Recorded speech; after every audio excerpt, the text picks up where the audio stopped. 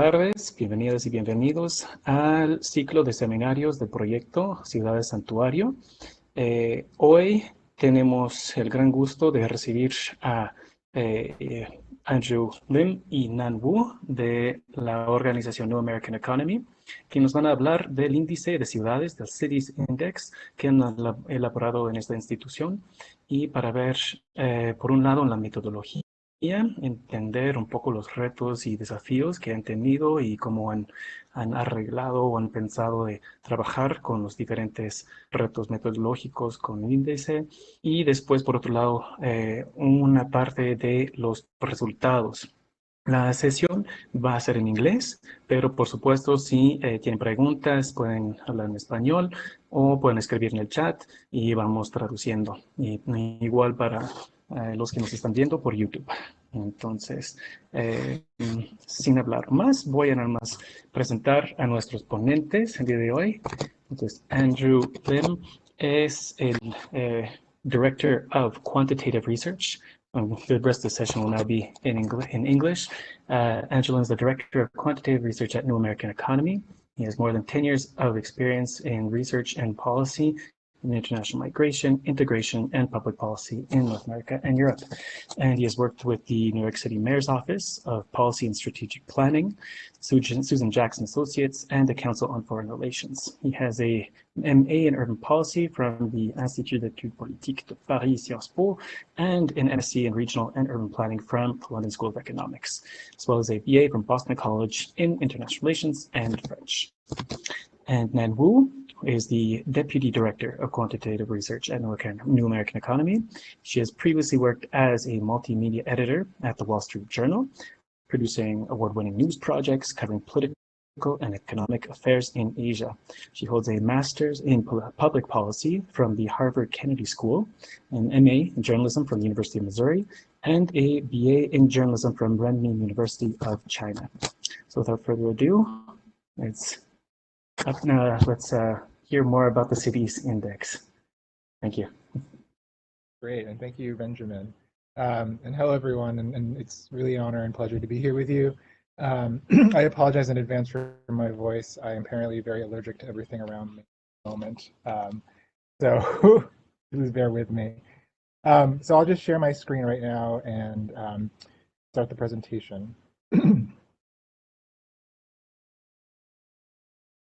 So for those of you, I guess we can start with the very basics of who are we at New American Economy. And New American Economy was founded as an initiative actually out of City Hall in New York City under Mayor Michael Bloomberg.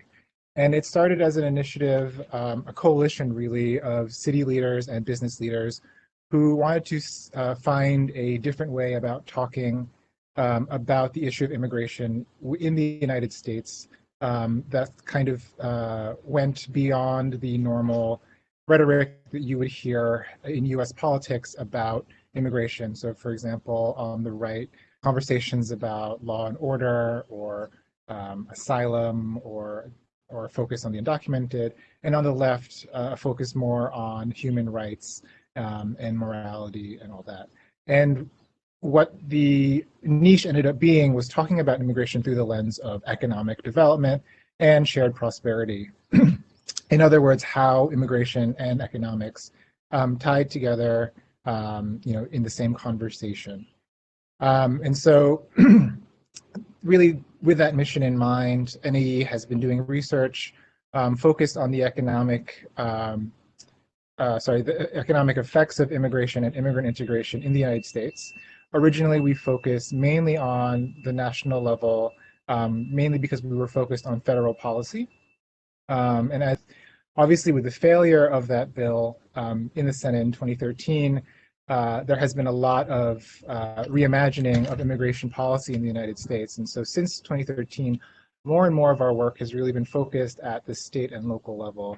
As we'll talk about more, a lot of the innovation in terms of policies that affect immigrants or disproportionately affect immigrants are really being done at a state or municipal level. And so with that, what is the Cities Index? And so as we started to build out our own portfolio of research looking at things at a local level, we came up with the idea of the Cities Index. And it was first created in 2018. It's to our knowledge, the first nationwide, at least in the United States, comprehensive assessment of immigration policies and socioeconomic outcomes in US cities for the foreign-born.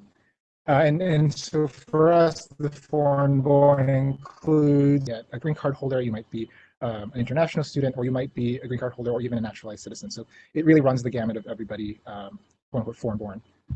And the Cities Index uses 51 unique measures to answer two of what we think are the largest questions at the heart of the immigration debate in the United States, which is how well are immigrants integrating into American society, and what role do cities play in that important process? And as I mentioned, since 2013, not only in our work, but just in general, we've seen a proliferation of these initiatives at a local level, kind of filling in the gaps where there's been a real lack of action or development in terms of real policy at a federal level.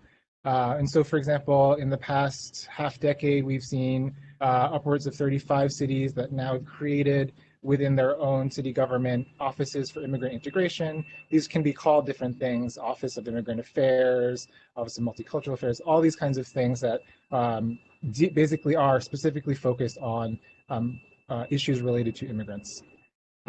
Or they publish integration plans. So they've come out with a formal plan that kind of maps out in the future what their plans are to build upon this more inclusive work when it comes to immigration. Multiple cities have also created programs or launched public-private partnerships that focus on specific issues, which we also think are very important to this idea of integration, supporting immigrant entrepreneurs. A lot of our research is focused on immigrant entrepreneurship in the United States, not only because immigrants tend to have a propensity to founding their businesses, but this also has to do with perhaps a lack of social networks to get into the more formal labor economy in the United States, but also because they seek to exploit their own sort of mini markets in their own communities to create businesses. But having cities that support those kinds of entrepreneurial activities, also programs to assist eligible immigrants towards naturalization to gain the US citizenship, facilitate language access, which is something we'll talk a lot about later on, as well as expand access to identification documents. And so this specifically for a lot of undocumented immigrants is especially important because increasingly states that are more conservative have tended to pass laws where you need some form of identification to do things that normally you did not need to before. For example, as simple as picking your kids up from school or opening a bank account or things like that. We've also seen a proliferation of new networks, peer-to-peer or kind of wheel and spoke networks that bring cities together to share best practices or to to just generally discuss their own actions when it comes to this. So Cities for Citizenship, Cities for Action, Welcome in Cities, they all have very similar names. But there you've seen a lot of action on that front as well in terms of this community building within cities. But despite this, all these developments in the past half decade, there really has been a limited level of evaluation of specific initiatives. It's been very hard to create a comparison of these kinds of policies as well as outcomes across cities. And so when at NAE we have a separate team, the state and local initiatives team, that partners with cities, whether it's a mayor's office or a city council, on a one-to-one basis, and they go in and they help develop these kinds of plans, give advice, connect them with peers. But oftentimes they get asked the question, how are we doing compared to this city, or this city which we think of as our peer city or a sister city? And for a long time it was very hard to give them an answer to that, because cities are obviously so very different. They have different, even if they might be the same size, they might have vastly different immigrant populations in terms of their documented status, their educational profiles, their country of origin profiles. And so there really was a lack of a way of benchmarking. So what did we want to measure by creating this benchmark?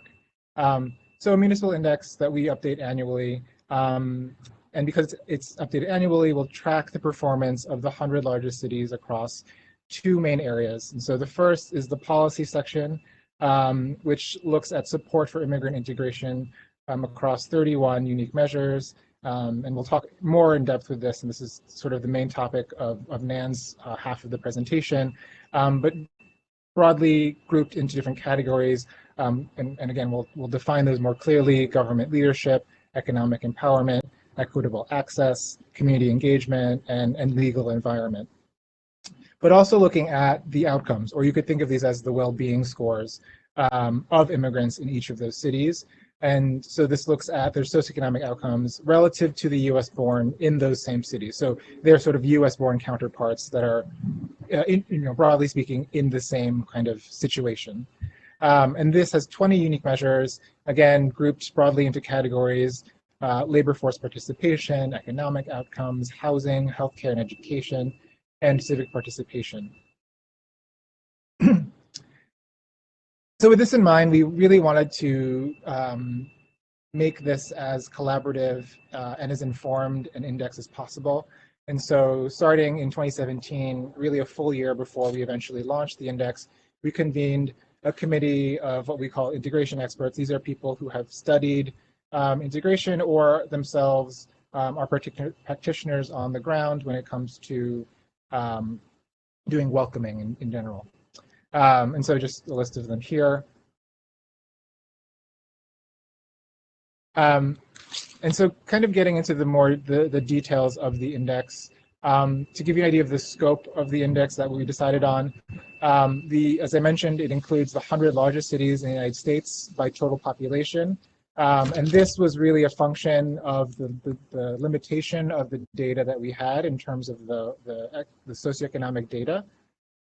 And I'll talk a little bit more about that. But in general, the demographic features of these 100 largest cities, they all are at least 200,000 people. They have an immigrant population of at least 10,000 people. And the share, in terms of the share of the population that's foreign-born, the lowest was around 3.6%. So at least 3.6% of the population foreign-born.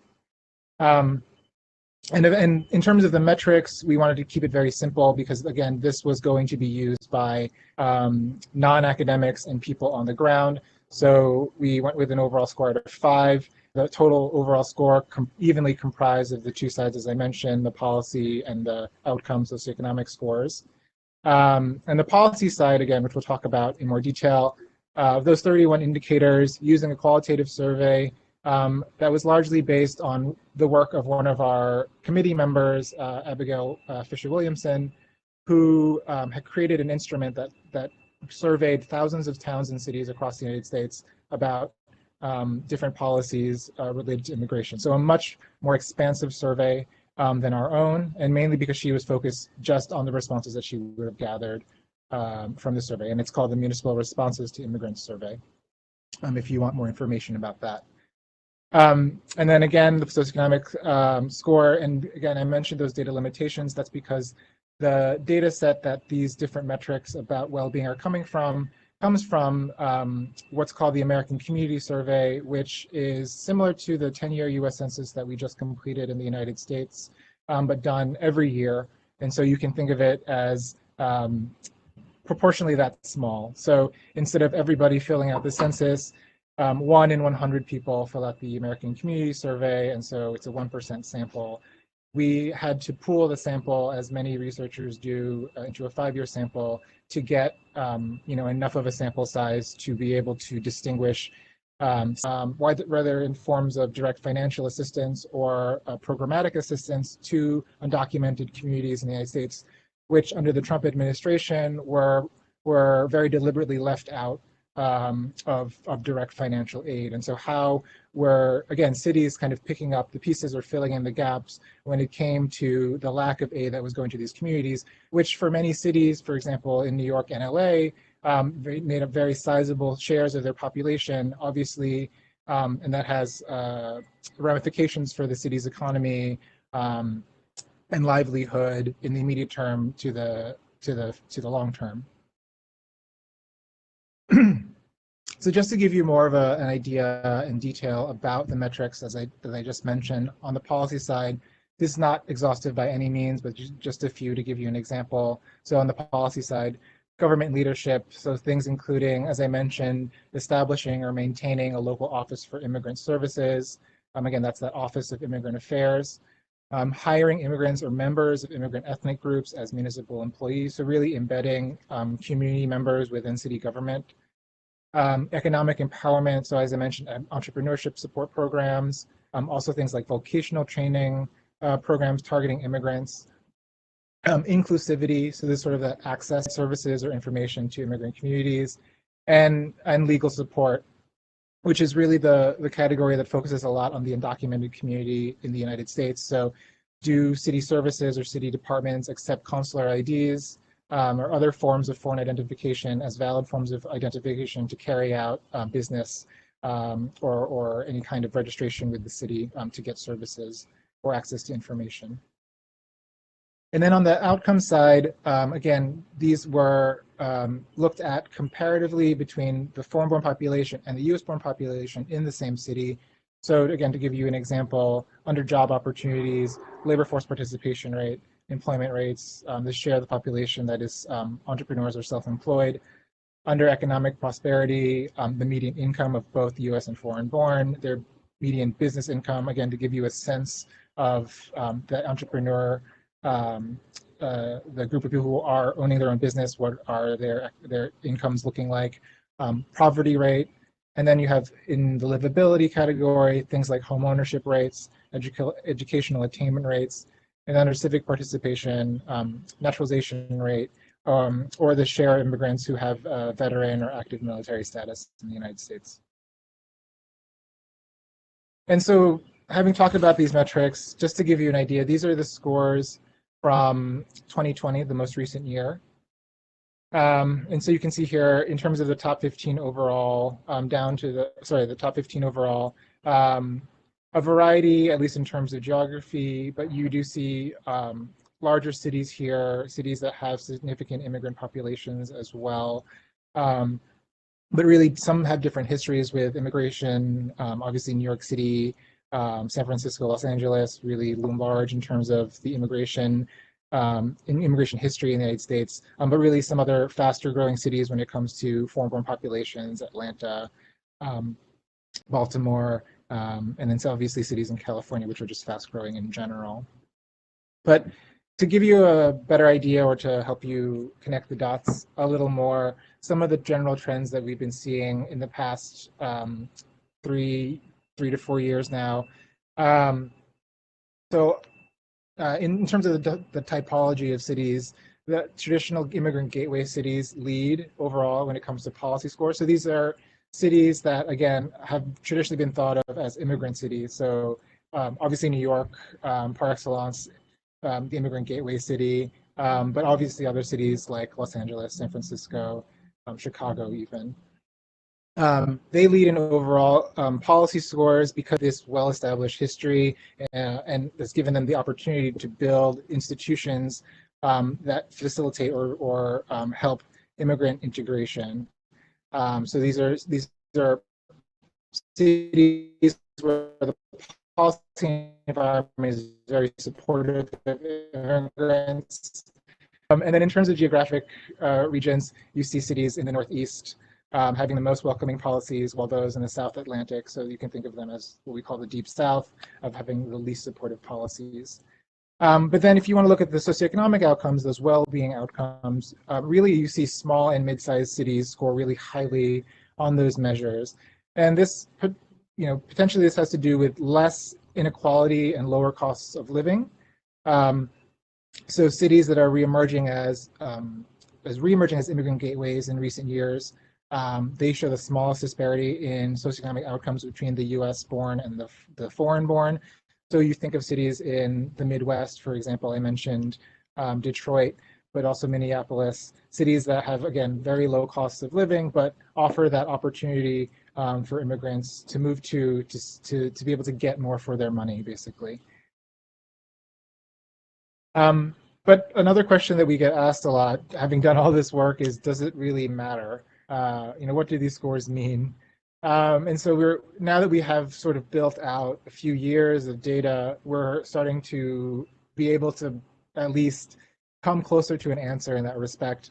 We've found that the cities that do well in the index tend to have higher measures of well-being for all residents.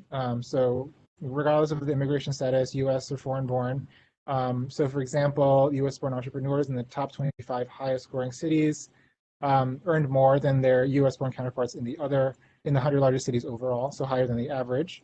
But also you see that the share of both US foreign-born and foreign-born college-educated residents was higher, again, in those top 25 scoring cities than the index average. So you're seeing those measures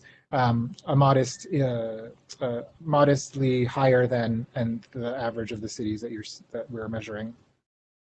But perhaps more importantly, at least for us as a policy-focused organization, the trend is really that cities are increasingly adopting a wide range of policy measures that we're measuring in the index. So as of this last year, 68 out of the 100 have or provide support for services that guide immigrants through the naturalization process. That's up from 55 the year before. 45 of the 100 cities run or have entrepreneurship programs that are targeted or inclusive of immigrants. Again, that's up from 34 from 2018. And I think most importantly, again, that Office of Immigrant Affairs, 36 out of 100 now maintain an office dedicated to immigrant integration. And again, this is up from 33 in 2018. So, and we tend to focus on that because that is the most established, and it's kind of the most costly in terms of, it's an annual expense that the city does. It's embedded in city government. It's structural. It's not just a one-off program. So we tend to talk a lot about those Office of Immigrant Affairs. But now, and sort of segueing to what Nan will talk about, ongoing challenges and limitations that we've had, coming up with the index and now having done it for 3 and now 4 years. Continuing that survey participation from city government officials. So as I mentioned, the policy scores are reliant on a qualitative survey that goes out every year to city government officials in those 100 cities. And so a lot of follow-up there, especially now during in a post-COVID world. We were very, very concerned about whether participation would drop off for 2020, just given all of the other demands that people have, not only in their professional lives, but their personal lives. Continually checking in with our advisory committee to make sure that there's continued relevancy of our indicators when it comes to policy. So, whether a policy still makes sense, if all cities, suddenly have this policy, does it matter? Or is something in, say, at a national level change where this is no longer relevant? So for example, something like, does the city belong in a state that sued the Obama administration for DACA or DAPA? that is probably no longer relevant, and so that's one of the things that we phased out.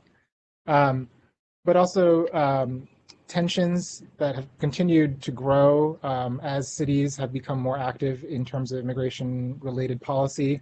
So obviously the United States is the federal government, like Mexico, and there's different levels and different jurisdictions in terms of what each level of government is responsible for or able to create legislation about. And so what we've seen, especially in cities that are, say, more left-leaning in conservative states, is a real tension between the two. For example, in Texas, where you have very progressive cities trying to really push the envelope, trying to see what they can do, where that line is, and coming up to it, and then the state will say, no, actually you can't do that. And so you'll have these lawsuits, or you'll have the state actually legislate that cities can or cannot do things. And how do we adequately account for that in the index? So that's an ongoing challenge that we have to stay on top of. And then sort of the perennial challenge is just limitations of data. One of the things that we have always struggled with coming up with the index and continuing to do it is accounting for sentiment and local public opinion. So how actually do immigrants themselves feel about their cities or towns? How do they feel about how they belong? That's something that just wasn't, in the scope of the index itself, but something that we get asked every time we release results for the index. How do immigrants here feel? We wish we knew as well. Then there's the question of the thoroughness in terms of the application or execution of the policies. So it's one thing to ask city officials about what policies you may have on paper, but how actually do they follow through with what is supposed to be law or what is supposed to be budgeted for. So for example, 2 years ago when Chicago was at the top of the list, we actually heard from a lot of community activists that it actually is a lot of lip service, or they felt it was really lip service, that a lot of the initiatives and the policies that the city had passed were not actually being funded or were not actually being carried out in the spirit that they hoped they would be. And so there was a lot of disappointment in terms of the immigrant community, in terms of what actually was being done on the ground. And then there are just things that are not covered in the American Community Survey, which we obviously feel are integral to well-being. Things, I think, obviously, especially given what given the pandemic, health outcomes is a huge one that just isn't part of the data set. But all the things that we know are important to integration writ large, volunteering, community engagement, all those kinds of things are just not in the data. So that's sort of my first half, giving you a broad overview of the index. But as I mentioned, Nan is going to talk a little bit now about the policy side, since I know that's of interest to this group in more detail, but also to talk to you about this new section of the index that we're launching this year, looking at resiliency and inclusivity when it comes to crisis management. So I'll throw it over to Nan, and I'll stop sharing my screen. Thanks, Andrew.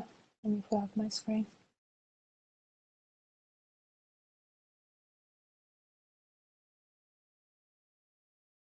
Cool. Can you guys see my screen now? Okay, great. Hi, my name is Nan Wu. So glad to meet you all here today. So I'm going to do a deeper dive into the policy section in terms of how we actually have been able to basically pull all the information together and then come up with the scores for this section. So basically the methodology. So it covers a lot of technical details, but I hope you'll be able to find some bits of information that might be helpful for your research projects too. So the first part, the data. So how do we get the data for the policy section? So there are three major sources of information for the policy section. The first one, as Andrew mentioned. So basically we use a survey, like the first part of the survey. So for the first year, we basically connected with this professor at Trinity College, Fisher Williamson, who had already conducted her survey called Municipal Responses to Immigrants Survey back in 2014 and 2016.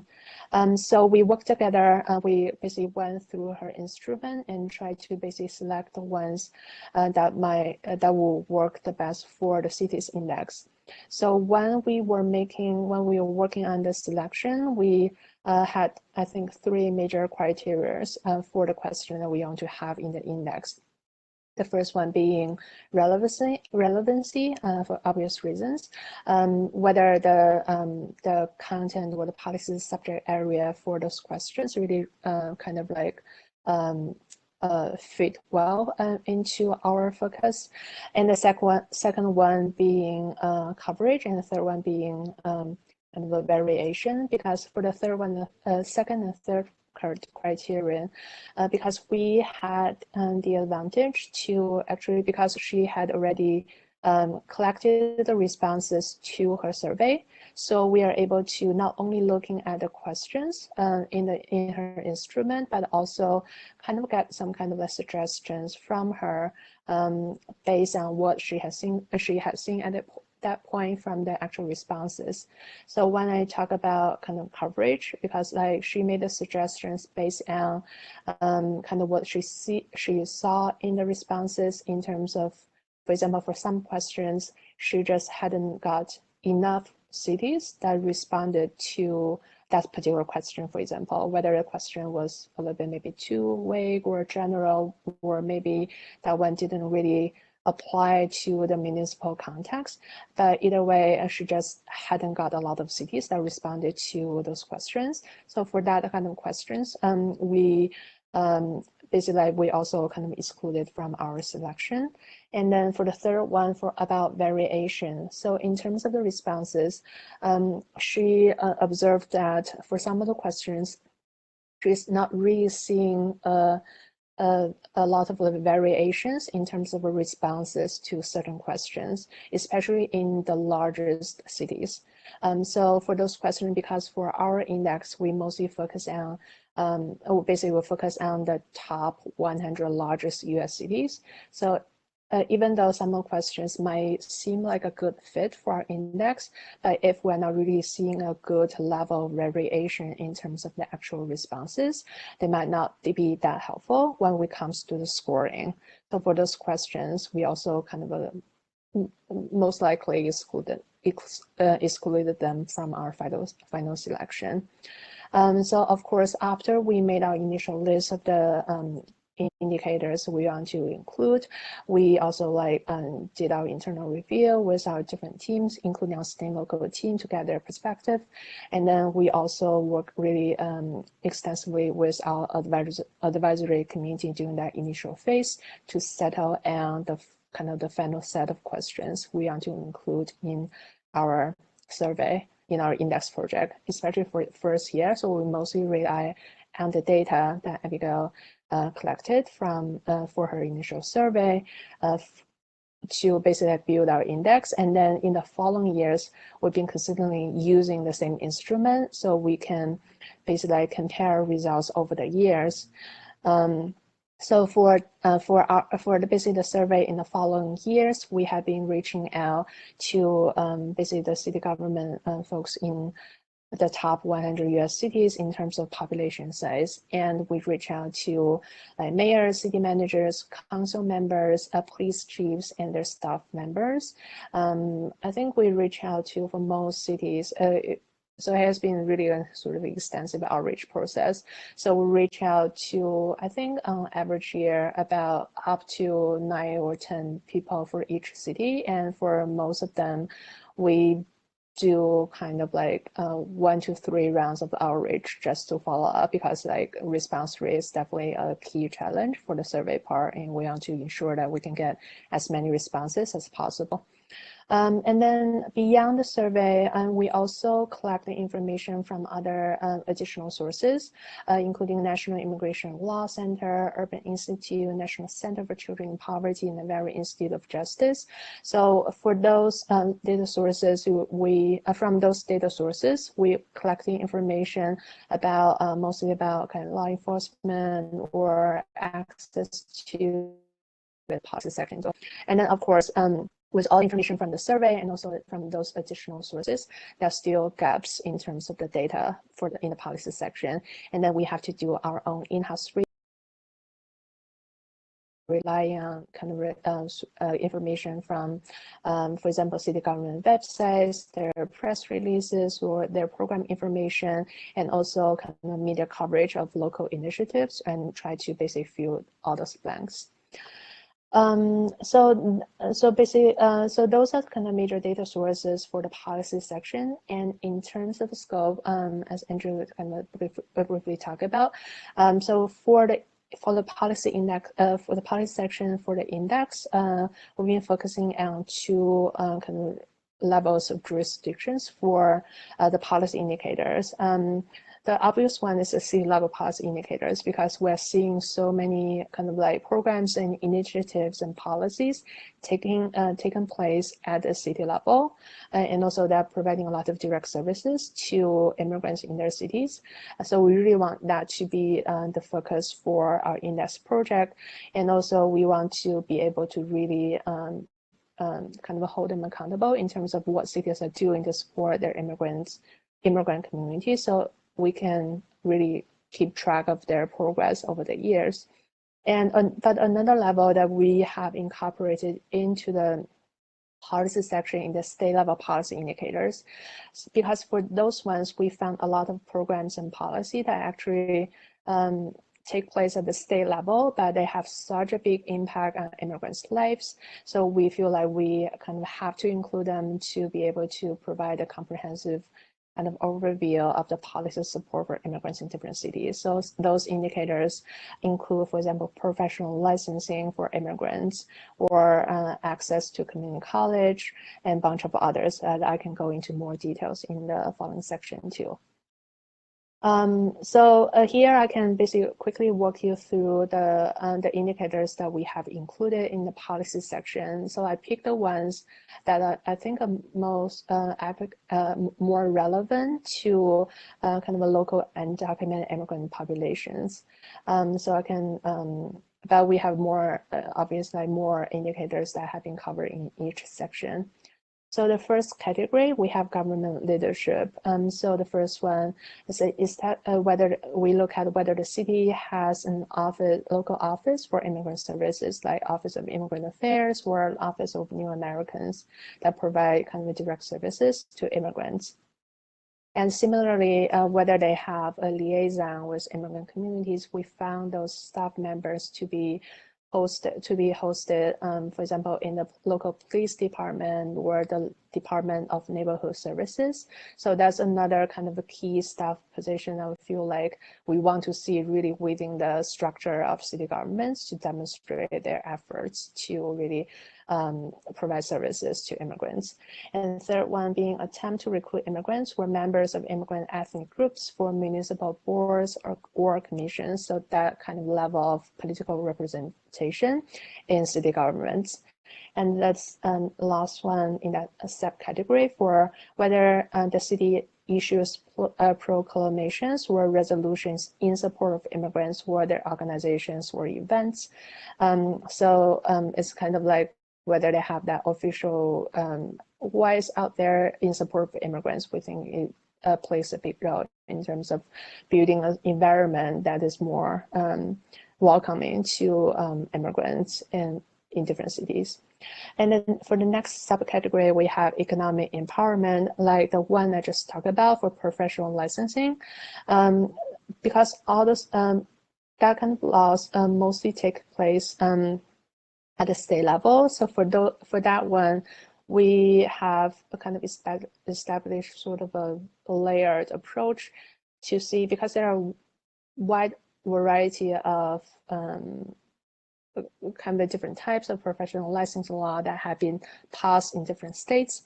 For example, whether it's a universal one, meaning it basically covers really most occupations or licenses, or almost every immigrant, including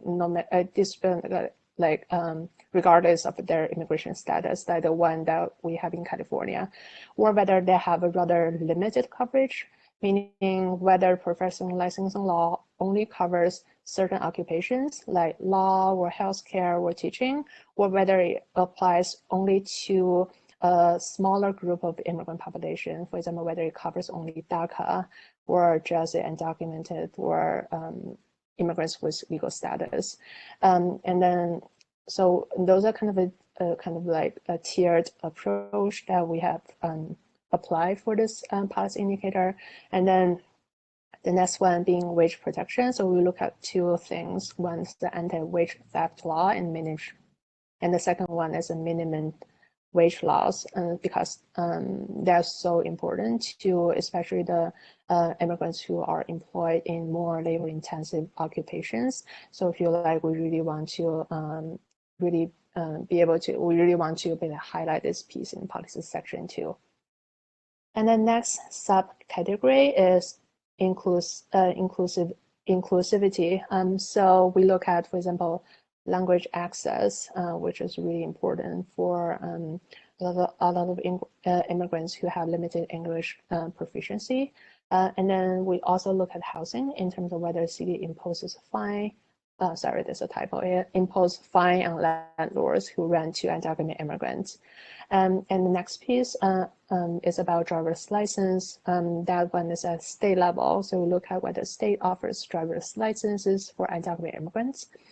And about access to community college for undocumented immigrants, that is also state level policy indicator. And for this one, it's also a tiered approach. So we look at three different components: is whether they offer access to admission to community college. That's the first one. And then we look at whether they offer in-state tuition to undocumented immigrants who attend community colleges. And the last piece, we look at whether they offer financial aid to students for community colleges. And then the next one being whether, in terms of whether they require municipal employees to check immigration status before they provide services, and then whether they issue a municipal ID card to residents. So that's an important one for immigrants who want to access certain services.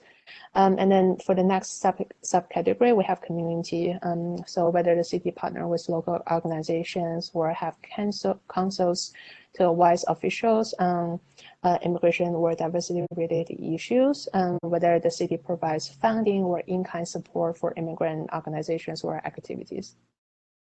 And then for the next one, we have legal support. I think this one, basically, like, we have a kind of range of indicators that we are trying to use to capture the level of legal support that cities provide to their immigrant communities. So for the first one, we have basically for the first indicator, we ask cities whether what their official stance is on sanctuary cities, whether they have official claim to be a sanctuary city, or they have a more unofficial kind of status of don't ask, don't tell, or they don't have any official or unofficial sort of policies at all in that policy field.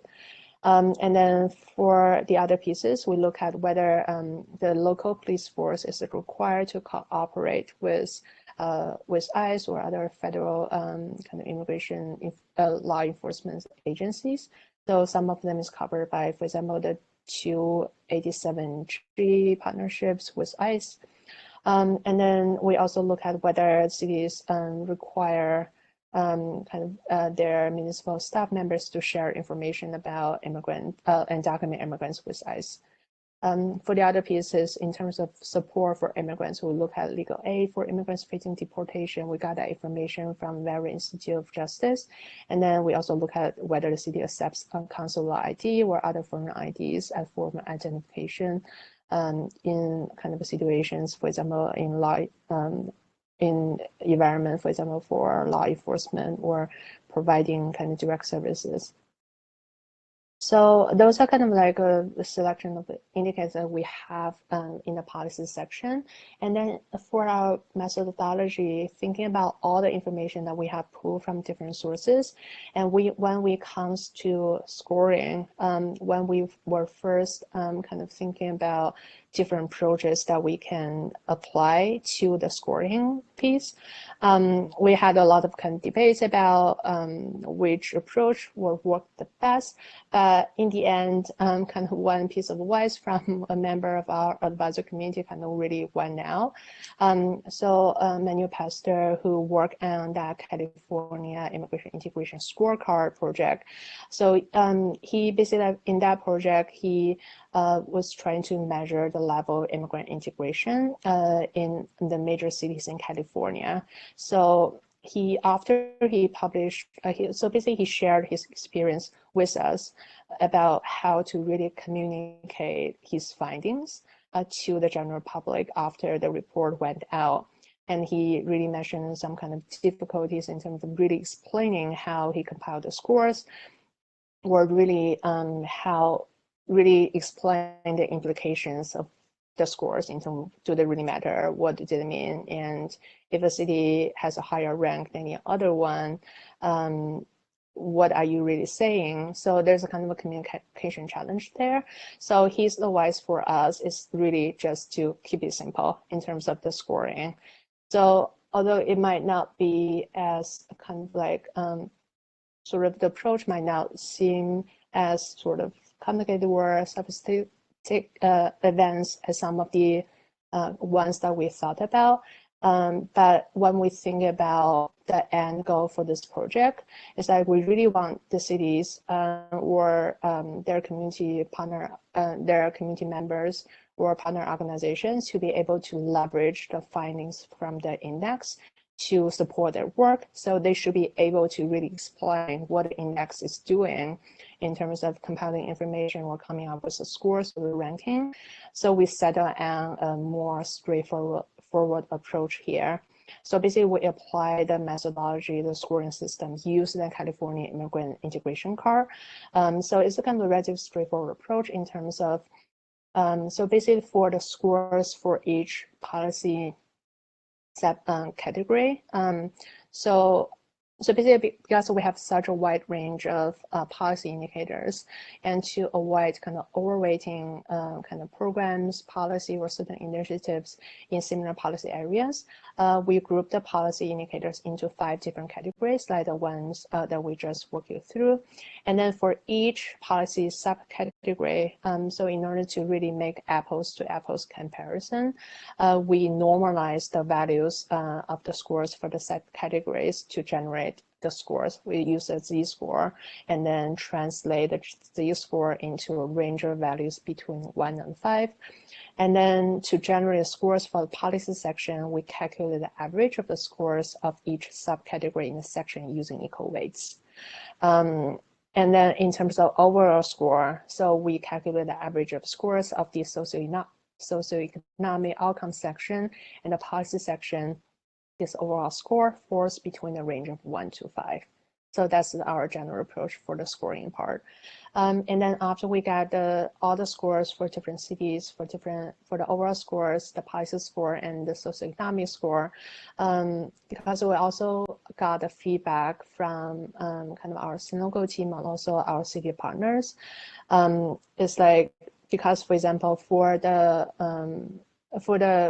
the cities that are really trying to push for more supportive policies for immigrants in the red states, they feel like it might be a little bit, might seem a little bit unfair if we're really just ranking them against other cities that provide additional scores and rankings.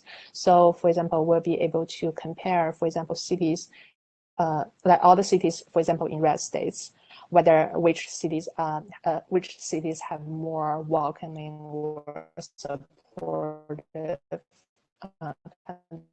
immigration policies. So that's our approach there. So in terms of groups, we provide some kind of like filters for basically additional context in relation to geographic region. when it comes to share their immigrant population, whether they have a really kind of like large immigrant population there, where they have a really kind of like higher concentration of immigrant population in their local communities. And then we look at the different immigration gateway types, whether they are kind of traditional immigration gateways that might carry different kind of annotation when we are trying to compare kind of the scores for cities in different immigration gateway types. And then we also look at state level political environment, looking at the control of, for example, governorship in the two houses. And then we look at state level policy environment. So all the state level immigration policies that have been factored into the index, and also the size of the city budget. So because we're thinking for cities, for example, with smaller budgets, it might not be that realistic for them to basically, for example, establish a formal Office of Immigrant Affairs due to restraints in terms of city budgets or staffing. So it might be more helpful for them to be able to compare to other cities with similar budgets to make the information from the index more relevant or useful to them. So that's kind of an overview of the methodology for the policy section. So as Andrew mentioned earlier, so we're definitely still thinking about how we should continue to improve the section. And also one thing that has been really on my mind is this year is basically we're basically 4 years into the index.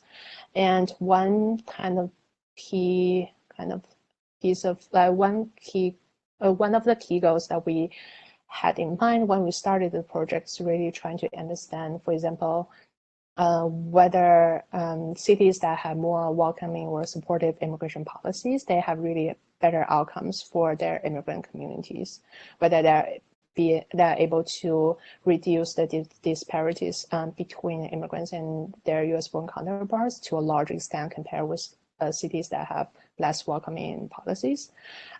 So that's the thing that I've been thinking about, but given kind of the limitations in the data, because we're using the 5-year ACS data, we just need to think about how to better account for that. But I think that's definitely an opportunity for us because we have information from the policy section and also from the socioeconomics section. So hopefully down the line, we'll be able to draw more meaningful conclusions when we really tie those two sections kind of like more closely together. So that's for kind of like I think the methodology for the sort of the core of our policy section. But I think I can also quickly walk you through some of the new development for the index in the past year or so. So for last year, because usually we will send out the survey to cities in the springtime, and last year because of the COVID, we really ran into the issue of it was the sort of the onset of the pandemic in the States. So everything was still sort of in flux in terms of municipal responses. But because we were about to send out the survey about in April or May, we felt like it would be really amazing opportunity if we hadn't been able to really capture what cities were doing to cover a list of indicators, including whether the city provided access to emergency information in multiple languages, whether they ensured immigrants access to medical services, whether they provided support for immigrant working families, including temporary worker relief programs or alternative forms of direct cash assistance, whether they provided support for immigrant business owners, including small business relief programs, and any other programs they have or initiatives they had taken at that point to really provide assistance to immigrants during COVID-19. So we got a lot of good information from that supplemental section. And then the next piece that we have been working on is, especially during COVID-19, we really want to get a better understanding about the specific needs of the immigrant communities and also communities of color. because they are more vulnerable during COVID-19. We want to better understand their needs and also the services that have been provided to them, and try to identify the gap in terms of their needs and this assistance they have received. And also we want to understand how COVID-19 has really affected their sense of belonging. So we send out, so basically we've been working with 5 US cities across the country.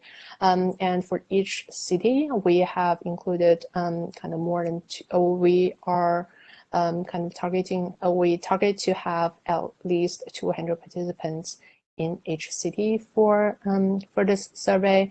And then for in terms of content, we cover a range of policy indicators, including, for example, personal well-being in terms of people's employment status, like their income, what other challenges they have run into in terms of accessing kind of, for example, medical services and stuff. And the second piece, we'll look at the access to economic relief, whether they have, for example, received assistance for their rent or mortgage, whether they have received assistance as a kind of alternative, for example, unemployment benefits. And then the next piece will look at the cultural and linguistic inclusion. So we ask them whether they have, for example, received information about emergency responses or announcements in the language that they prefer. And also when they access, for example, medical care, whether they feel like they have received like the care from culturally competent medical staff members, and whether they had this service provided in a language that they prefer.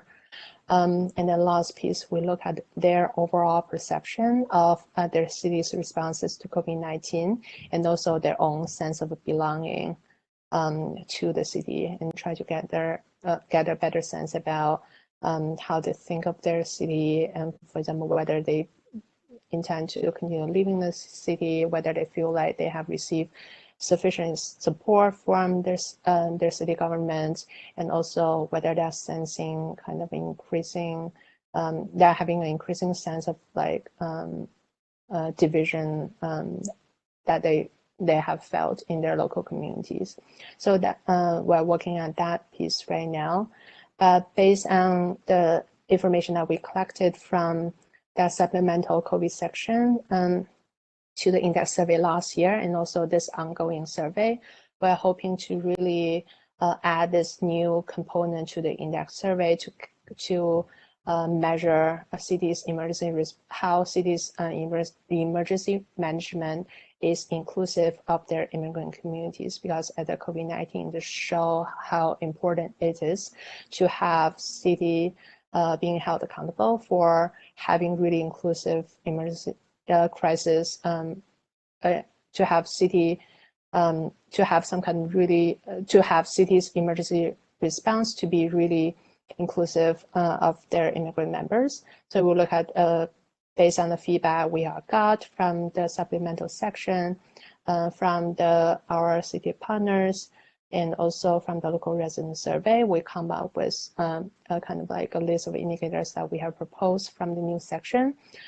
So this list includes, so for cities' emergency management and hazard mitigation plans, when the cities are drafting such plans, have they included, for example, immigrant representative in the planning and drafting process, whether they have access, they have assessed their specific needs and trying to address those needs in their plans. So we're trying to capture that piece there. And then we also want to measure basically language access, whether access to information of emergency response and announcements are provided in multiple languages. And then next piece is about multilingual and culturally competent staff in emergency outreach efforts. For example, for the contact tracing programs for COVID, whether they have staff who are well positioned to reach out to immigrants who are communities of color in those efforts. And we also want to look at access to medical services during emergencies, and also support working families in terms of alternatives to unemployment benefits, rental assistance, and food assistance. And for immigrant-owned small businesses, which have been hit particularly hard during COVID-19, whether they provide additional targeted relief. And then the last piece being about digital access, whether the cities provided any assistance to help low-income communities get access to broadband regardless of their immigration status. So when we come up with those indicators, we're really trying to make sure that first, those policy indicators go beyond COVID-19, so we're able to track this sort of even beyond COVID-19 and over the years, to have this one have implications to other scenarios, for example, natural disasters or other crises. And second one, we need all those indicators to be applicable to a wide range of cities, especially for cities that might have a smaller budget, to make sure that those policy or initiatives are realistic in a sense to cities with different kinds of like budgets. And also we want to make sure all those indicators are easy for people to understand, are mutually exclusive for sure, and also kind of easier thinking about the respondents to the survey, how to really make those indicators, the information kind of for those policy questions easy to track for staff members who will be handling the survey. So so here's the kind of like kind of brief overview of where we are at this point with different components. So starting the section, we have already collected information. So right now we're in the analytical phase in terms of kind of common key findings and feeding that information to the other pieces of the index project. And for local resident survey, the survey is ongoing. We have received a lot of responses from kind of 4 cities. Now we are really waiting on one to wrap up their outreach process. So afterwards, we'll begin our data analysis too. And then for the new section for the index survey, so right now we have shared the proposed indicators with the advisory community. Advisory committee. So we're waiting for their feedback, but the goal is to incorporate their feedback and then finalize the survey for this year so we can start the outreach next month or so. But in general, for year 4 of the cities index, we are planning to launch it with a new section in fall 2021. So that's kind of a detailed walkthrough of our policy section and the new components. So happy to answer any questions that you might have later. Fantastic. Thank you very much, Nan. Thank you, Andrew. That was great. That gives us a much more detailed view of everything that you have been working on and how you're working on adapting the index right now, and more than anything with how we're working, as I already mentioned to you, on our own survey and indexing methodologies, an idea for how we can think about what you've already done or how you're working through it and what we can learn from that and from each other. And I think it's a good moment now to open up the discussion. I don't know if there's anyone who wants to start right away. One of our project members already wrote some of her questions, so while the others are maybe thinking, I can quickly give you those. There are 3 questions from Ana Gabriela. The first one, a little bit more about the current context. So Joe Biden just finished his first 100 days, right? Big speech yesterday. And do you think that basically his current stance on migration and the potential policies that he's thinking of putting into practice, that this could benefit or affect the integration projects at the local level, especially the ones with a greater amount or a greater degree of unequal integration, right? So that's the first question. Basically sort of how will the new administration have an impact on the local level? Second, what are the major challenges, methodological challenges that you ran into making the index? So looking at the different indicators that you were talking about from all these different cities and all these different regions with their different migrant populations, like you mentioned, what were some of the biggest challenges to make it comparable in the end? So I guess you mentioned already keeping it simple, but how do you actually keep it simple? What do you decide? What do you say is the most important to put emphasis on, right? And third, a recommendation, if you might have a recommendation for the sort of follow-up aspect, right? When you're mentioning that it's really important to be able to use these results. And so on your website, you've got all the really nice graphics that I saw the organizations and the cities themselves can use, right? Already prepared for them basically to be printed out and put on their Twitter feeds and everything. It's important for how these public policies are then elaborated, right? So what challenges or obstacles have you had given the variety of cities? Like you mentioned budget, but there's also political considerations. Do you just basically blanket make an infographic for everybody, or are there certain cities you kind of target a little bit more? What's your approach been and experience been with the outreach afterwards, and sort of what the organizations do with the information? How much has it been, what's the response been from this outreach side of the results of the survey? Those are the three main questions from Ana Gabriela. Great, and those are all really, really great questions that hit on very different aspects of it. I guess I'll answer the questions in reverse order. So talking more about the follow-up.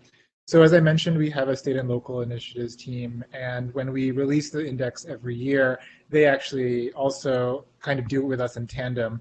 They're reaching out to their own partners in all the cities that they work across that are in the index, to share with them the latest scores, but also to walk them through one-on-one the results of this year. And I would say cities are often more interested than not. So some cities say, oh, okay, that's nice, doesn't matter to us. But increasingly we've found that cities are really invested in how their scores have progressed or changed from the last year, which I think is really promising because it shows that there is interest and that they want to do better. And so oftentimes the questions that they asked are geared towards what has changed and what can we focus on. So it's less about maybe the good news, like if they get a high score, that's great, but they often want to know about where they can improve. And so oftentimes in those situations, what we end up doing, because we'll join the state and local team, is to walk the city through their scores for all of the different categories that we have, both on the policy side and the outcome side, and say, okay, this is the score where maybe you had a lower score, so maybe you had a 3 instead of a 5. These are the indicators that go into it, and so these are areas that you may want to focus more going forward. So, for example, we had a city that was very focused on delivering a higher policy score. They had very good outcome scores, and so we really wanted to focus on things that were more structural for them. So could you think about creating a plan, an integration plan? What would that involve? Here are cities that are in your similar situation, because as you said, cities are all different. Something that we've, kind of going to the second question, encountered is cities, even if they're relatively the same population, have very different resources when it comes to what their city budgets can actually do. And so when you're figuring out, what kind of best practices you're pointing them towards, oftentimes it's a question of what kind of funding do they have, or what buy-in do they have from the city council or the mayor's office, and then from there, that's where you can find a peer city for them, either to talk to that has a similar experience already, or maybe a group of cities that have worked on it together. But as you mentioned, going back to sharing the results, just in general, as Benjamin said, we try to make our research and the findings from that research very accessible to a lay audience, or a non-academic audience, and that from the visual side, obviously making it easy as a user to navigate and explore the index, but also giving people who want to share that information a really easy way to do so, whether it's into graphics or things that you can share on social media. We've also done a lot with community organizations who are interested in this. the outcomes of it. I think in general they're again more focused on where cities can do better, because I think that gives them a talking point to go to their local government to say, here, this is where you're falling short, and this is what you should focus on. And so that's another way that local groups have used our information.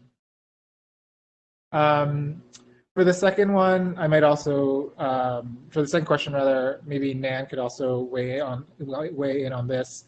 As I mentioned, different cities. The biggest question I think that we had amongst ourselves when we were in the research design phase with the advisory committee was how do you properly account for this diversity in immigrant populations in different cities? The biggest question I think for us was race and or class. How do you want to unpack the intersectionality of all these factors, especially in the United States when it comes to that? One solution which we seriously considered was basically controlling for race, which would have very much complicated things. And I think, again, when Nan said to what Manuel Pastor said, keep it simple. And so he was actually very not in favor of that. He said, you can segment the population, which is what we ended up doing. Not only, as I mentioned, segmenting it between foreign-born and the U.S.-born, but also between those with a college degree and those without a college degree. And so you're at least dividing the immigrant and the U.S.-born population to those who are, say, more white-collar workers as those who are more blue-collar or more manual labor workers. It's by no means a perfect way of dealing with it, but at least it allows us to present to our audiences a different facet of it. We can give them stats that are specific to lower skilled workers. What are their home ownership rates like, or what are their different indicators like, versus, again, US-born people without a college degree. And so at least there it's more apples to apples than saying, in a city that has a relatively high, say, undocumented population, you might see extreme gulfs between the US-born and the immigrant, just by virtue of you're looking at them as two wholes, but you're not taking into account the difference of their educational attainment or their work status or things like that. So at least with the segmenting by education, we're able to do that. Nan, I don't know if there's any other points that you might want to chime in on that question. Yeah, I think that kind of like to break down the data by skill level is definitely something that I think a major thing that we've done to address that concern, and also for the group filters that we have after we have the scores compiled, we're really trying to be able to provide more context to make it easier for cities to be able to compare to other cities with a similar characteristics. So I can definitely see us kind of adding more relevant group filters later on based on the context to make the comparisons with more relevant to cities. And also I can add to the piece about kind of like the release or communication piece. I think that I have been trying to do in the past 2 years is that because for the initial launch, we got a lot of feedback about how challenging it can be to explain what the index is and what the methodology is. So in the past 2 years, I've been preparing a FAQ document after before the release of the index to basically work through first our own staff members who are going to be talking with cities about the results of the index. So we have that kind of like share common knowledge about the project itself and how to explain certain things, kind of have that information easily accessible to them so that they can kind of convey, relay that message or that information to all the cities who can refer to that information too. So we can be at a certain extent kind of be on the same page when it comes to kind of different elements of the index. So I think a FAQ document like that would be helpful for a complete project like the index. And then circling back to the first question, the Stu administration. Well, I mean, there's one thing in what the Biden administration says and eventually what will happen. I think from what we've seen in terms of cities with high levels of inequality is that a lot of it has to do with cost of living. And so, there is an ongoing affordable housing shortage in many cities in the United States, especially wealthier cities. So where the cost of living, or sorry, rather the cost of housing is quite high, you do see, those inequalities being more significant. But in general, in terms of what Biden has said about, those places left behind, it's interesting because the cities in those areas are, as I mentioned, the cities that have the least, at least in terms of our outcomes, the least gaps in terms of inequality between the US born and the immigrant population. So that might be an interesting thing to continue to look at. I would imagine, given how this administration has been focusing not only on sort of this quote unquote forgotten segment of the population, but also on communities of color and on issues dealing with equity and inclusivity, that attention to intersectionality would, not exacerbate those kinds of, wouldn't make things better for, say, white working class people in these places as opposed to communities of color in these places or immigrant communities in these places. But again, it's kind of too early to say what that could mean. But there are other policies as well that could have, that could be very beneficial to all. So, for example, the Biden administration's promise to make community college free or to make education more affordable, you could see that having an impact, especially on lower income communities and especially immigrant communities. We do ask questions about access to in-state tuition or lower costs of education for immigrants. And so all these different factors, again, it will be interesting to see how it plays out. But again, it's really too soon to know how much follow through the administration will have, against its promises in the first 100 days. Nan, do you want to add anything to that?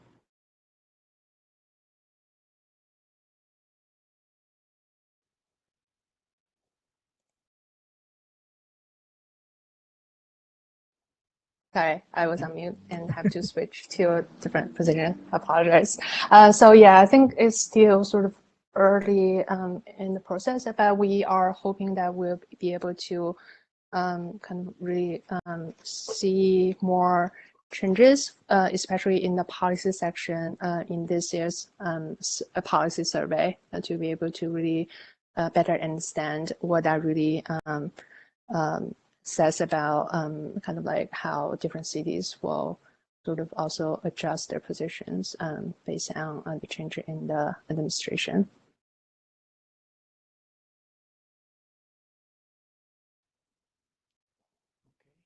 Thank you for the answers. Thank you, Ana Gabriela, for the question. And I think we can continue with the last one a little bit with the next question from Blanca Vasquez, who's part of our group here as well, which has to do with the indicators on the political side. And basically, if you could venture or would imagine there might be any correlation between the change in the federal government and local policies. So if during the Trump administration, if the cities index reflected, for instance, any change with the rankings because of the federal government's migratory policy, whether this kind of causal link you might be able to make it, or if you saw it as a general trend for certain cities or certain regions like you were talking about before. And then we'll go to the next question after that. Sure. No, that's a fascinating question because I think, I don't know if I could, I don't think this could be expressed in numbers, but again, given the whole sort of genesis of the index, it really, the whole trend of cities being more active was really pushed by the federal government's change in tenor. So, for example, after this is a great example. For example, when the Trump administration came out with the refugee ban, that's when you saw cities becoming more active and saying, no, no, no, we want refugees are welcome, all these kinds of things. And so it kind of took that stimulus of this negative thing for cities to act in a positive way.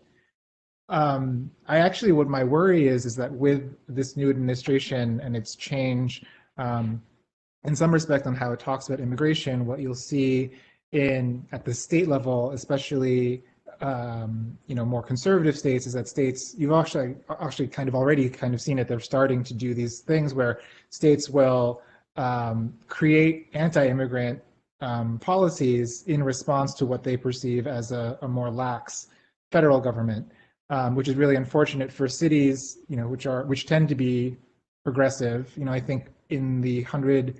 If you look at the largest cities in the United States, there are very, very few who have Republican mayors, for example. Nearly all mayors of large cities in the United States are Democrats. And so it's really unfortunate, or really challenging for progressive cities in more conservative states. Again, Texas is like the most clear example of that, where now you might have a state government that is bent on creating more restrictive policies for immigrants, because it feels like it needs to act because they feel like this federal government is no longer on their side. So that's kind of what I see. But again, it's too early, but you're kind of seeing that posturing, maybe not on policy issues related directly to immigration, but on other policies where the federal government is now in opposition with conservative state governments.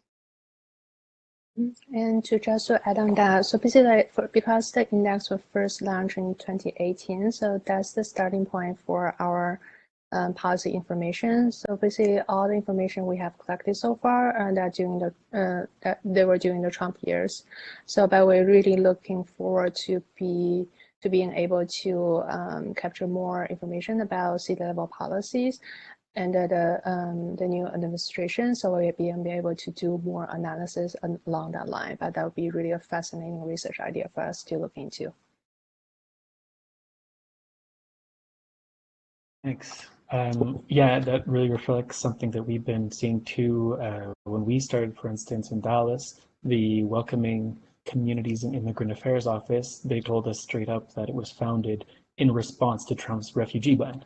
There was no ambiguity about it. And then when Texas SB4 came about with the anti-sanctuary city law, they just kind of kept riding the wave, let's say. Like, this was opposition not just to the federal government, but to the state level as well, without going to the extent of declaring themselves a sanctuary city, right? So it was kind of like you guys were saying, where's the line drawn? And they could push the envelope, push it just to that level and still be progressive without going to the extent of all-out opposition, right? And I don't know how many lawsuits that would have started. And I was thinking the exact same thing as what you were saying, Andrew, if now the change in administration will just flip it around, because essentially sanctuary cities were really big in the 80s with the Central American refugee problem, and then slowly starts coming back in the discourse, but then just explodes when Trump arrives, right? And that became almost like one of the most convenient, practical, straightforward methods to show your opposition to the Trump government, to adopt sanctuary city policies, to support the undocumented. But now we have a change in administration. Will it just be the flip side? And that's what I was thinking. Like, I don't know if you were saying a few days ago in Oklahoma, there's a senator who's pushing for an anti-sanctuary city law now after talking about the vaccines for undocumented. Different Republican Congress people have come out saying, no, we don't want that either. And how much echo will this have at the local level, right? And I'm kind of skipping in front, butting in line, because we had one or two other questions beforehand, but just to to see your perspective on that, maybe, because I don't know if you think that this could be reflected again, like you were saying, the top 100 cities are Democrat. So if this is a real partisan issue, on the one hand, does this mean more rural communities might, or small towns, etc., might pass these kind of draconian anti-immigrant laws that have to timer for media track visibility and everything? And then sometimes it's not just rural communities, it's part of the metropolitan area. So even though And I go back to our Texas example that we already talked about a little bit. Even though you've got this very progressive Dallas in its metroplex, you've got incredibly right-wing and anti-immigrant municipalities that are entirely part of the metropolitan area. Same can be said of Los Angeles, same can be said of lots of big areas, right? So even though we've got this image of, let's say, Chicago, New York, San Francisco is very, very progressive, well, if you actually start scratching the surface, once you go 50 kilometers out from the center, you might be in an extremely hostile environment, even though you're still part of the same metropolitan area. And whether this, in turn, isn't their way of manifesting their opposition, just like Dallas did to state and federal, they do the same thing like in California, right? So you've got Huntington Beach that's appealing and setting lawsuits against California's sanctuary state law, and also they can use this to go against Biden, and they can get local support from their electorate that way. Like, do you guys see that as how would you see that in terms of immigrant integration in these areas? Because you're looking at the big metropolitan regions, right? But without bringing in these outliers that are still part of it and a lot of part of their lives a lot of times, right? And do you think it might become political currency? Whereas Sanctuary City was anti-Trump, now anti-Biden will be whatever term they give to it, right? The local anti-immigration ordinances movement. Yeah, I mean, I think the issue that you've raised, I guess one of the things I forgot to mention is one of the things why we ended up looking at cities themselves was not only because of the data, but also because we wanted to be able to match policies to their specific populations.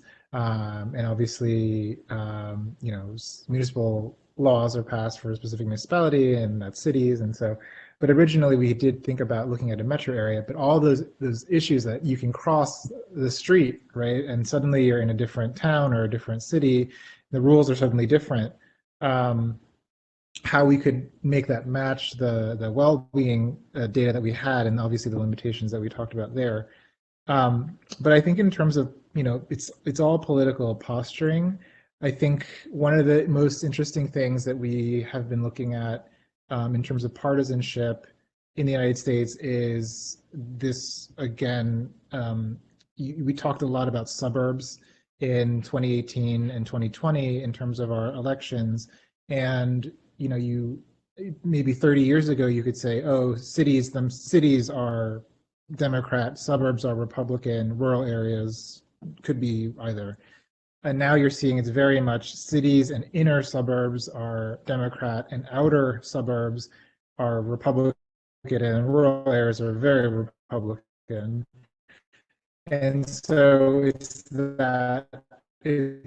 like you said, it's that the ring of outer suburbs that are maybe 45 minutes outside the city center that are increasingly very consumed areas where you would see these kinds of things. And if you look at, for one of the questions that we have is about housing policy and about whether a city has considered specifically anti-immigrant, practices in housing.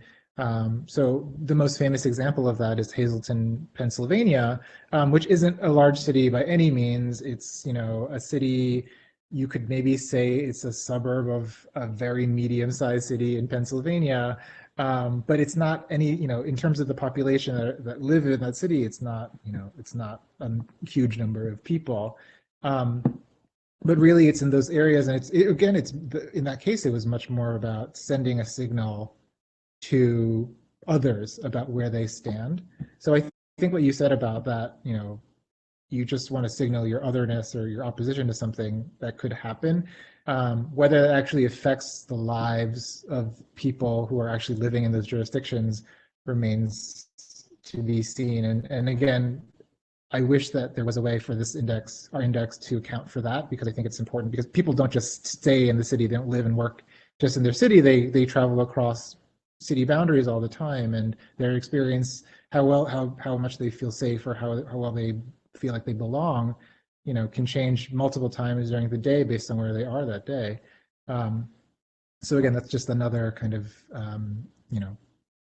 area where we fall short. I don't think that. I think recognizing that is always opening up, as we always like to say, right?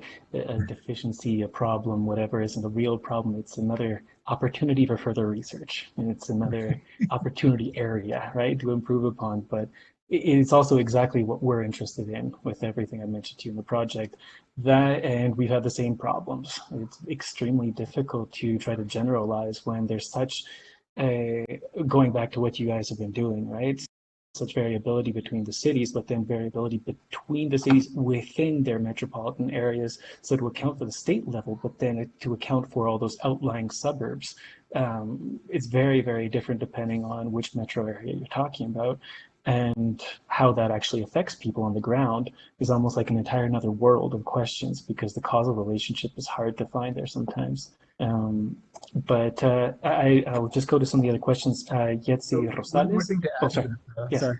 I was just trying to think of what organization would speak to that, and I was, as I mentioned, our state and local team, they also tend to work with regional chambers of commerce, and those are usually, they're technically a business organization, but they're very influential in terms of local government in the United States.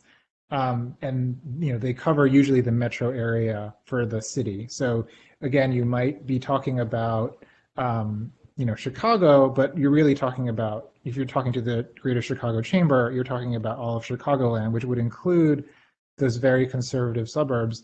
And because they're their business organization, they often have the ear of Republican local councilors or the mayor of that town. And so, if they are invested in immigrant integration, or at least creating and fostering a more inclusive environment for immigrants in the entire catchment area of their chamber, that might be a way of influencing other areas that might be more conservative. A great point, and probably also is really tied to kind of industries that they have, right? So if you've got tons of railway and meatpacking in the southern Chicago area where Mexican migrants are working, maybe that makes more of a concrete issue, sort of let's try to make things easier for them if they're coming from sort of the north central Mexican area and they're coming all the way down. We're not going to be stopping them on their way to the meatpacking plants. Or to give a random example, right? But yeah, that's a really good. The economic side is always sort of. I think it's where you guys have put a lot of focus on important issues for the people themselves and for integration that we're skirting over a little bit more, because we want to keep this more sort of political membership vision, right? And this policing at the same time as well. And so to go with one of the other things that we've been looking at to see if you've seen any of this, Yetzi Rosales in the group here, Yetzi wanted to ask if you've seen anything about the influence of the foreign consulates. We do see higher rates for some of those indicators for cities, like you said, that both have a consulate and have a high share of, if you already have a sense of which cities. That's just something we haven't dug into yet. That hasn't come up previously. Great. Yeah, of course, we've mentioned this already, but all data sharing and further conversations is of great interest to us. And I think one thing we've seen with the consulates is that it's also it's variable, but that some of the main ones have been extremely active and have kind of focused on this, not just from Mexican, but the Latino community or Latin American writ large. So Ecuadorian undocumented migrants might go for a health checkup at the Mexican consulate. That has been something that's been occurring. So to see how big of an impact that is another question, but that it has happened, there's more than enough studies that show that, like, the Mexican consulate doesn't turn anyone away based on citizenship, and that it's been growing in its outreach programs. And I mean, you can't get your glasses somewhere, you go for an eye checkup at the consulate, right? It's kind of a very new and different vision of what the consulate can offer in terms of services, not just your passport. And one last round from Lynn Kretex, who's in our group as well. She wanted to know what methodology you've used to get to, we talked about this, the participants in the COVID-19 section, the migrants themselves. So how have you been finding them? How have you been getting in touch with them? And if you have any recommendation for possibly organizations or groups in Los Angeles, maybe the local cities team might have some more specific details on that. And if the results are out yet about the COVID-19 section and when you might think that they'll be out. Yeah, I'm actually going to throw it to Nan because she's leading on the COVID survey. So I'll let Nan answer. Mm-hmm. So for the local resident survey, so for that one, we have been mostly working closely with the city governments in those 5 cities. But for the city governments, they have really close relationships with local community partners, different organizations or institutions that have already established their relationship with like immigrants and also members of their communities of color. For the survey, we have been really relying on city governments to coordinate their outreach efforts with all those community partners to reach out to the folks who we really want to get the voices for the survey for. So that's our general approach.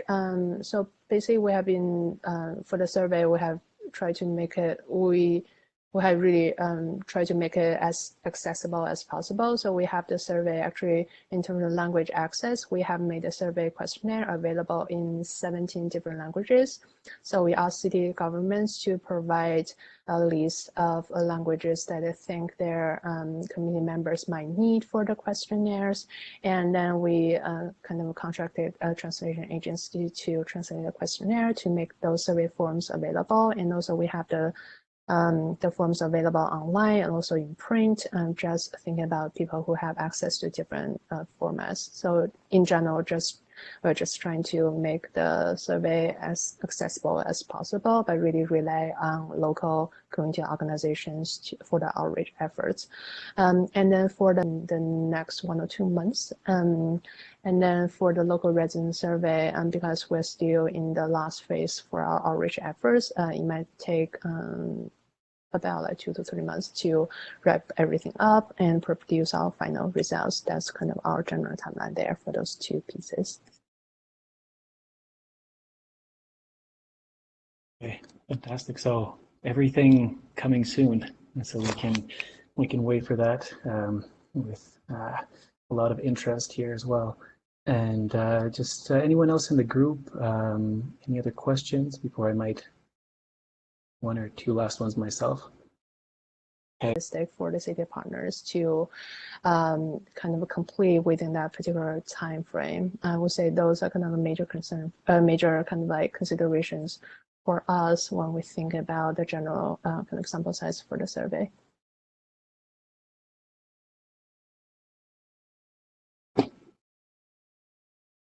Sorry, had some internet problems over here. Check the recorded video after to get your answer to that question. My apologies. And I had just 1 or 2 others that I want to ask you guys before we finish up. When you mentioned the personal well-being category, is that then a mix of economic measures and health information? I didn't totally understand how you like what that gets broken down into. Yes, so it's a mixture of a bunch of different things like economic indicators, like their employment status, and also the particular working conditions, like whether they have enough like personal protective gears offered by their employer at their workplace, whether they can get access to, whether they are able to work remotely, and also a bunch of other indicators, including kind of like whether they have access to certain kind of healthcare services. But I think we're sort of clearing some kind of administrative things internally, but I think we'll be happy to walk you through more details for that section later on with specific indicators. Okay, sure, thanks. Because yeah, the one thing we've been looking at a lot is how to define quality of life, well-being, right? How much of one, how much of the other, right? The weighting question, and then the inclusion question. Like, I think, Andrew, it was really interesting how you mentioned volunteering, like the whole civic participation aspect of integration, let's say, that isn't necessarily reflected in the index, but that also goes along with a whole literature on what it means to be integrated or to be belonging to a certain place. And so I remember from my classes and other colleagues always heard too, where do you buy a house and where do you want to be buried? Those two basically tell you if you're integrated or not, and to what degree. um, so that another question I had was on the variations that you mentioned, the questions that where there weren't enough variations and you excluded those questions from the final survey. What kind of questions are we talking about? I think it's been a while, but if I recall correctly, there were some indicators about housing that we're not really seeing a big variation in terms of such policies in big cities. Because in general, I think we found big cities to be in general supportive of housing policies that are more welcoming to immigrants.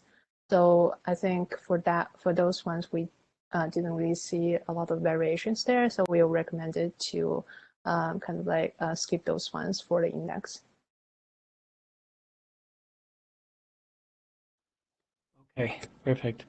And maybe to wrap things up with the welcoming issue. So there's this huge movement now of different cities proclaiming themselves in their discourse to be welcoming or pro or friendly or hospitable.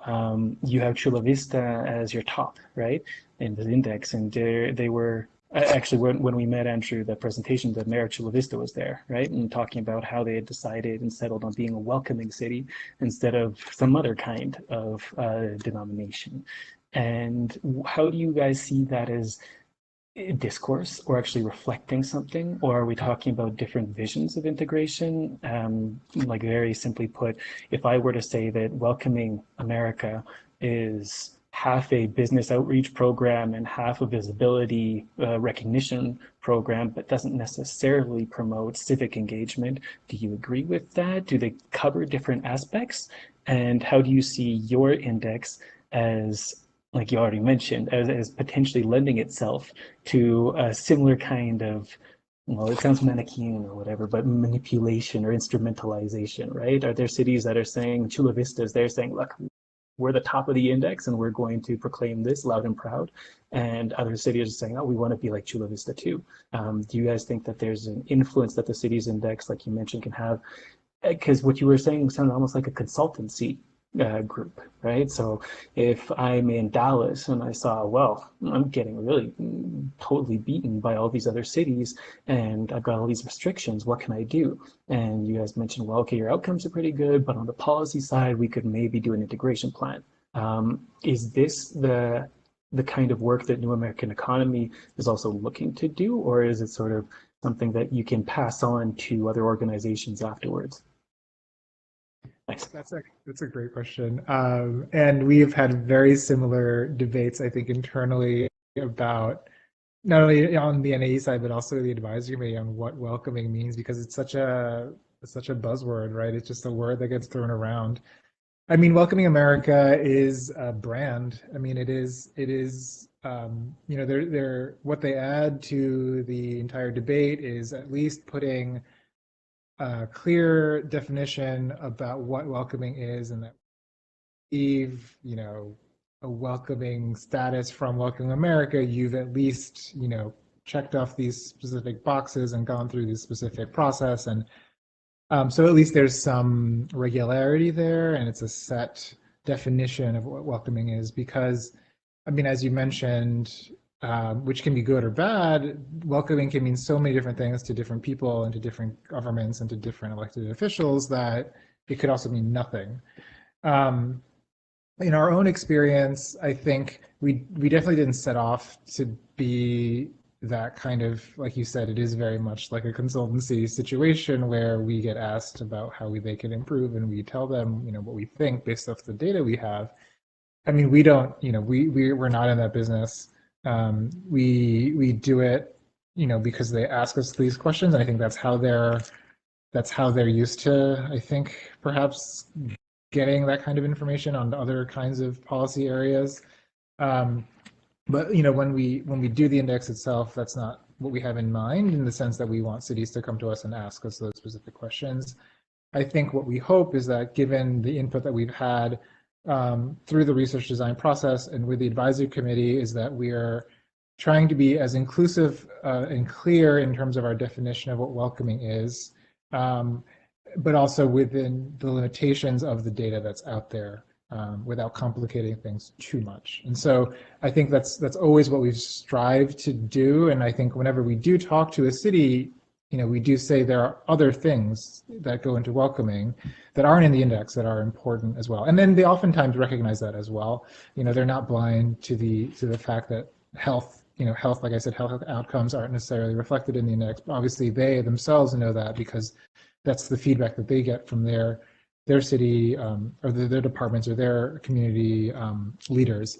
And so it really is more of I like to think of it more as like an effort to make connections between cities. And so, like I mentioned, we try, and one of the things that our state and local team has done now that they've worked with so many cities is to connect cities with each other, almost sort of in like a mentorship kind of relationship, where a city that has gone down this process wants to think more proactively or more strategically about immigration policy or integration, can talk about the challenges that they've had. And when we could still do conferences in person, a lot of the time it was, hey, this is someone from Des Moines, Iowa. Here's somebody from